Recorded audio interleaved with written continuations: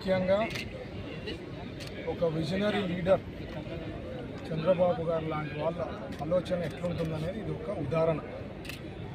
మనకి బడ్జెట్లో ఇష్యూస్ ఉన్నా, డబ్బులు ఇష్యూస్ ఉన్నా, అంచెలుగా ఇంపార్టెంట్ ఇష్యూస్ మాట్లాడుతున్నప్పుడు కానీ, మీటింగ్స్ పెట్టినప్పుడు కానీ క్లారిటీ ఇచ్చి చేయమని చెప్తారు. ఇది ఒక ఉదాహరణ. మనకి చైర్మన్గా ఇక్కడ ఉండడం నారాజ్ గారు, ఎమ్మెల్యే గారు ఉన్నారు.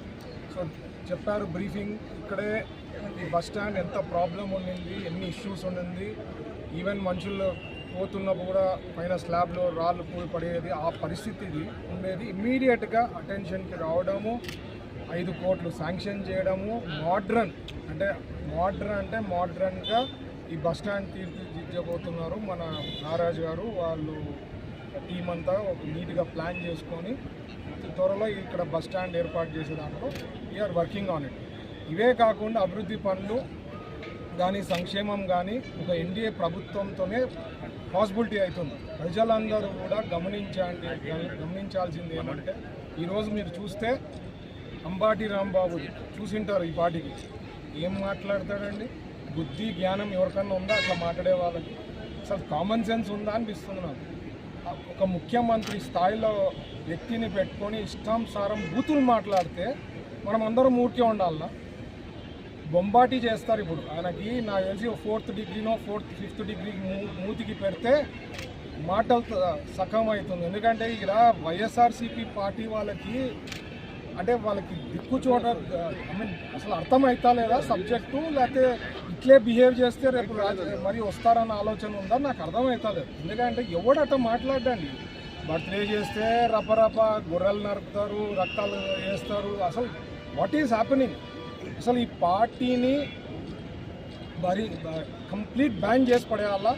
నాకు తెలిసి ఈ మధ్య మీరు ట్రంప్ చూసింటారు. వెనిజులా ప్రెసిడెంట్ ఎత్తుకోపోయినారు. ట్రంప్కి నాకు లెటర్ రాయాలని ఉంది. ఇక్కడ మన ఆంధ్రప్రదేశ్లో జగన్మోహన్ రెడ్డిని ఇక్కడ ఎత్తుకోపోయి అక్కడ యుఎస్లో ఖచ్చితంగా ఆయనకి అక్కడ చేయాలా, ఇక్కడ కాదు. అక్కడ శిక్ష చేస్తే అక్కడ 300, 400, 500 ఏళ్ళు, లేకపోతే అసలు ఇంకా ఇమీడియట్గా ఉరి తీస్తారేమో. ఆ రకంగా అంటే కాంట్ ఎక్స్పెక్ట్ అండి. ఏమా బిహేవియర్ ఒక ముఖ్యమంత్రి స్థాయి? అసలు నేను ఆ మాట కూడా రిపీట్ చేయలేకపోతున్నాను. అసలు అంత ఘోరమా? అంటే అసలు వైఎస్ఆర్సీపీలో పార్టీలో ఉండే నాయకులు ఆలోచన చేయాలా. ఈ పార్టీ ఏ రకంగా ఆలోచన ఉంది, వాళ్ళ తీరు ఏమి అనేది ఆలోచన కూడా లేదా మీకు? అట్లాంటి నాయకుల దగ్గర మీరు పనిచేస్తున్నారంటే మీ విజ్ఞప్తికే వదిలేస్తున్నాయి. నిన్న కూడా తిరుమలది కూడా అసలు సిగ్గు శరం లేకుండా దాన్ని కవరప్ చేసుకుంటారు. అరే తప్పు జరిగింది. ఇప్పుడు జనరల్గా ఏమి ముఖ్యమంత్రి స్థాయిలో ఏమైనా ఇష్యూస్ ఉంటే అన్నీ తెలియకపోవచ్చు. ఆయన అసలు దాన్ని డిఫెన్స్ చేసుకోవడంతో దాని అర్థం ఏమి? అంటే ఆయన ఉన్నట్లే కదా పాత్ర. ఆయన గ్యారంటీ ఇన్వాల్వ్మెంట్ ఉంది కాబట్టి అంత డిఫెన్స్ చేస్తున్నారు. లేదు అంటే దేవుని దగ్గర పోయి తప్పయింది నన్ను క్షమించని చెప్పి అది చేస్తే క్రెడిబిలిటీ పెరుగుతుంది. అసలు అంత కూడా కామన్ సెన్స్ లేకుండా పనిచేస్తున్నారు వాళ్ళ పార్టీలో కానీ. ఆయన నాయకత్వము, ఆయన ఐడియాలజీ వెరీ హారిబుల్. ఈరోజు అంబాటి రాంబాబు గారికి మాత్రం ఖచ్చితంగా అంటే క్రిమినల్ కేసెస్ పెడతారు.